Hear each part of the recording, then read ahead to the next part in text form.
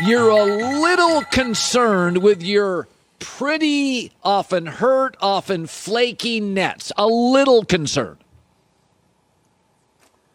I am a little concerned, Colin. I will acknowledge that. Now, I'm not so much concerned about the defense because they have been a middle-of-the-pack defense since the All-Star break. Now, that might sound like, oh, that's something to brag about. Well, that's all they need with their firepower on offense. They've actually been about a top 5 defense in the league as far as opponents' field goal percentage since the All-Star break. So that's number one. Their defense, I'm not worried about. Kyrie, that's always in the back of your head, right? Is he going to go AWOL or is something going to happen with him? But I'm not worried about that. I think their locker room is good. I think they have the right attitude. I think all the stars are bought in that it's all in on winning the championship. Don't worry about individual accolades. What concerns me, Colin, is that they are going to go into the playoffs with probably about 10 games together. Maybe. With their best 3 players. Maybe. If that. And for them to win the championship like that would be completely unprecedented. And I get it. They've got historical level talent. But there have been other teams that have had this level of talent. Bosh, Wade, LeBron, Jerry West, Elgin Baylor, Wilt Chamberlain, that couldn't come together that quickly. So that worries me a bit. I expected them to have maybe 15 to 20 games together going into the playoffs, which even that's not a lot. So when they get into a tough series, if they do, and push, it's a tough 6 or 7 game series, and the other team is really defending them hard, and they got to defend hard, I wonder with that little bit of experience together how they're going to handle it. So, yeah, I'm concerned. And then Kevin Durant or any of the stars, they're all injured here and there. Kevin Durant, Colin, has not played more than 6 consecutive games in 23 months, basically 2 years. And so, the playoffs in the first rounds are every other day, essentially. Yeah. And so those are the 2 things that concern me about Brooklyn. I'll circle back to the Knicks in a second. I want to talk about Frank Vogel. So Vogel's a guy that likes bigs. He's got a little old school. When he's had bigs, he's elevated them. And LeBron and AD are out. And I watch the Lakers, and I'm like, I know we don't want to talk about Vogel because it's LeBron's world and AD.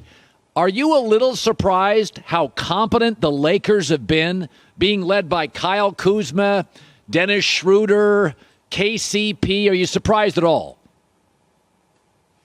Well, they've caught some breaks. You get Utah without Donovan Mitchell.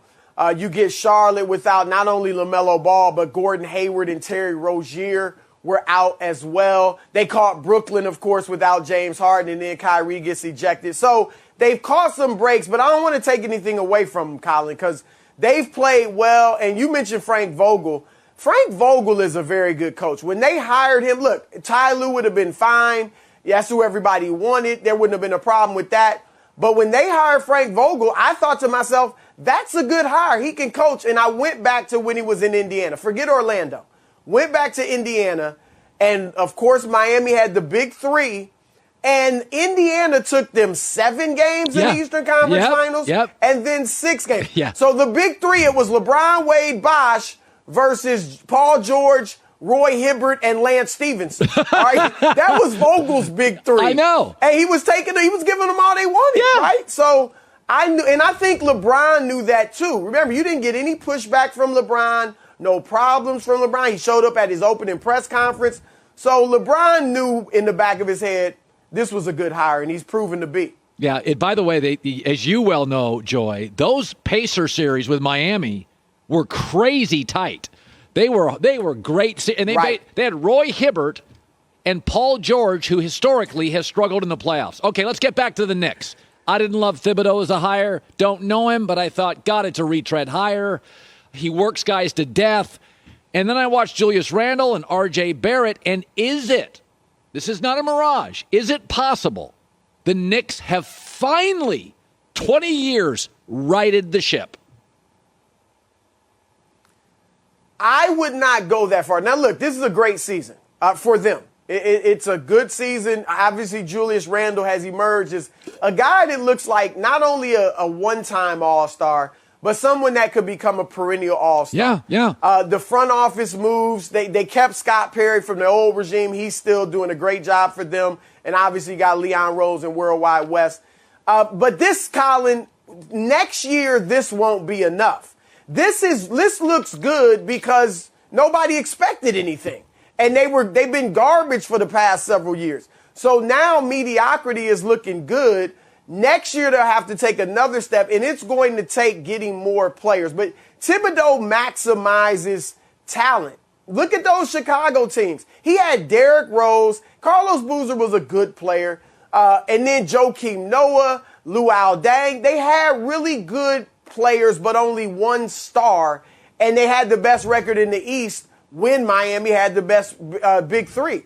So this is what Thibodeau does. The surprise to me, Colin, was that he couldn't turn it around in Minnesota, which really might be an indictment on some of the players there, more so than an indictment on Thibodeau. All right. What do you make of Steph Curry? Isn't that crazy? Best stretch of his career. Best 3 weeks in his career right here. Kind of amazing, right? Colin, he's getting doubled off every ball screen, off every dribble handoff. He's doubled, sometimes triple teamed. And the thing about him is he makes such difficult shots. And sometimes the defense is playing him tough. Like they get a hand up, they stay with his dribble, and he's still hitting these shots. It's unbelievable. It's unfortunate he won't be able to win the MVP. It reminds me of the year that Kobe averaged 35, scored 81 points in that game against Toronto, but didn't win the MVP because the Lakers finished with the 7th seed. So Golden State in the 9th seed, he's not going to be able to win the MVP. But This is phenomenal what he's doing. And I want to see him playing meaningful games, like battling for a championship again. I'm watching these highlights. They look like the highlights you'd see at the end of a year. Like if you took somebody's 7 best plays, he had them one night. I mean, it's just that he is right. His range. I mean, look at this right here. What is that? A follow. You know the stat, Colin, right? This week he had 3 different games where he made at least 10 threes. I think he made 11 in 2 of them. Only one other player has more than 3 such games in his career. That's Klay Thompson. Steph's got like 20. Klay's got like 7. Damian Lillard and someone else got 3. So think about that. He did in 1 week what everyone else has taken a career to do in an era when guys are jacking up threes left and right. It's unbelievable. I want to say this, Colin. You remember a couple weeks ago, Brian Windhorst threw out that LeBron was recruiting Steph, right? Yeah. My initial reaction was there's no reason Steph should leave Golden State. That's ridiculous. He's got his rings. Stay with the franchise you built, blah, blah, blah. The more time goes on, and we're just talking weeks, the less egregious Steph leaving Golden State feels to me, Colin. Because here's what I do if I'm Steph. I go back next year. We got Klay coming back. We'll have Draymond. We got Wiseman healthy. Let's see what we are.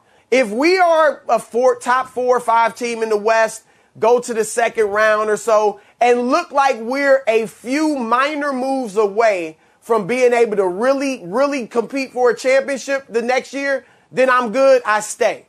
But if they're a 7th, 8th seed, maybe Klay's not quite the same, Draymond showing more age, and they get blasted in the first round of the playoffs, and Steph continues to play at this level, then I think he has to look at, not for his legacy. His legacy is set. We know that. He's got 3 rings. But why should he play the last 5 years of his career, especially if he's still in his prime, not playing for championships? Right. This is the era where you move, right? I don't look at Kobe any greater than I look at LeBron because Kobe stayed with one team. I don't look at KD and Harden any worse than a guy that stayed with one team. So I think Steph, depending on what happens next year, I would not be mad at him in the least bit. In fact, I'd be excited if Golden State doesn't have enough. If he went to a team like a Lakers, if LeBron's still playing well, or a Milwaukee, or somebody that can win a championship with him. Especially, Colin, if Brooklyn, I know you don't believe this, if Brooklyn runs through the league and becomes like the next Golden State, then yeah, I'd love to see Steph go somewhere, team up with some other stars, and give them a run for their money. Yeah, we need more stars in L.A. because we're so starved for star athletes right now. I just get excited talking about that stuff. Chris Broussard, good talking to you, bud. That'd be crazy. All right, Colin.